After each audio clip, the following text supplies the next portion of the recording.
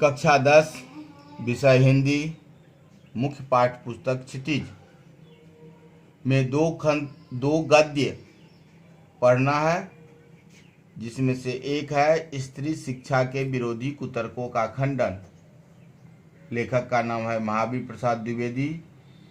इसका सारांश समझा दिए थे। आज प्रश्न उत्तर होगा। तो पहला प्रश्न है, कुछ पुरातन पंथी लोग स्त्रियों की शिक्षा के विरोधी थे। कुछ पुरातन पंथी लोग स्त्रियों की शिक्षा के विरोधी थे। द्विवेदी जी ने क्या क्या तर्क देकर स्त्री शिक्षा का समर्थन किया? तो द्विवेदी जी ने निम्नलिखित तर्क देकर स्त्री शिक्षा का समर्थन किया।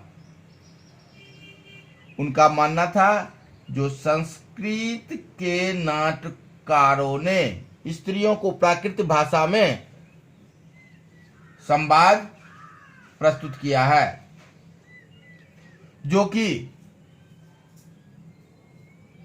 स्त्रियों का न पढ़ने का परिचायक है, यह गलत है। क्योंकि हजारों बौद्ध और जैन धर्म का ग्रंथ प्राकृत भाषा में है। द्विवेदी जी का मानना है, जो अत्रि की पत्नी घंटों धर्म पर व्याख्यान देती थी। गार्गी ने बड़े बड़े ब्रह्मवादियों को हरा दिया।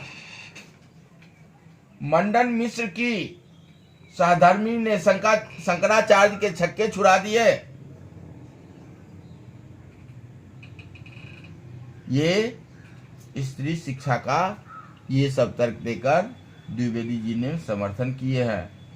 रुक्मिणी द्वारा श्री कृष्ण को पत्र लिखना स्त्रियों के शिक्षित होने का ही परिणाम है। यदि लड़कों के लिए शिक्षा अनर्थकारी नहीं है, तो लड़कियों के लिए शिक्षा अनर्थकारी बात करना न्याय संगत नहीं लगता। दूसरा प्रश्न है, स्त्रियों को पढ़ने से अनर्थ होता है। कुतर्कवादियों की इस दलील का खंडन द्विवेदी जी ने कैसे किया है, अपने शब्दों में लिखें।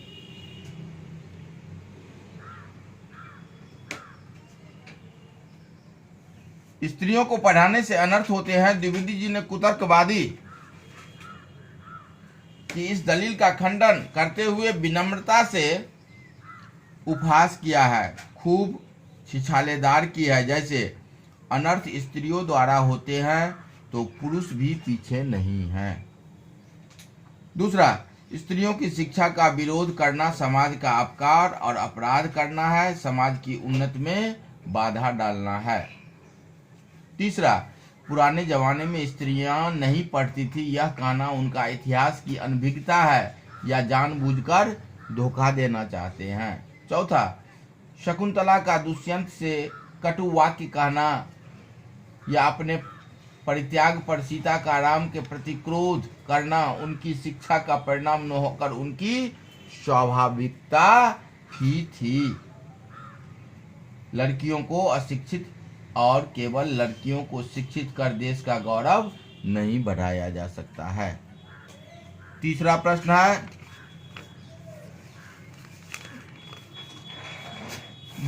द्विवेदी जी ने स्त्री शिक्षा विरोधी कुतर्कों का खंडन करने के लिए व्यंग का सहारा लिया है। जैसे, यह सब पापी पढ़ने का अपराध है, नो वे पढ़ती, नो वे पूजनीय पुरुषों का मुकाबला करती। आप ऐसे अन्य अंश को निबंध में से छांटकर समझिए और लिखिए। द्विवेदी जी ने निबंध में व्यंगों की भरमार है। द्विवेदी जी के निबंध में व्यंगों की भरमार है। व्यंग की भाषा में प्रश्न है और उनके उत्तर भी उसी में छिपे हुए हैं। जैसे, स्त्रियों के लिए पढ़ना कालकूट और पुरुषों के लिए पीयूष का घूट। कालकूट मतलब होता है विष और पीयूष मतलब होता है अमृत। ऐसी ही दलीलें और दृष्टांतों के आधार पर कुछ लोग स्त्रियों को अपढ़ रखकर भारतवर्ष का गौरव बढ़ाना चाहते हैं। दूसरा, अच्छा तो उत्तर रामचरित में ऋषियों की ब्रह्मवादिनी पत्नियां कौन सी भाषा बोलती थी? उनकी संस्कृत क्या कोई गवारी संस्कृत थी?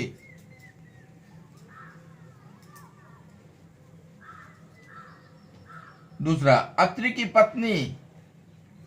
पत्नी धर्म पर व्याख्यान देते घंटों पंडित प्रकट करे, गार्गी ब्रह्मवादियों को हरा दे, मंडन मिश्र की सहधर्मी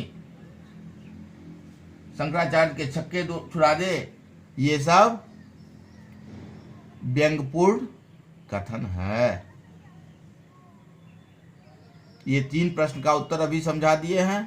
3 ठो प्रश्न बाकी है, वह दूसरे क्लास में कल समझा देंगे।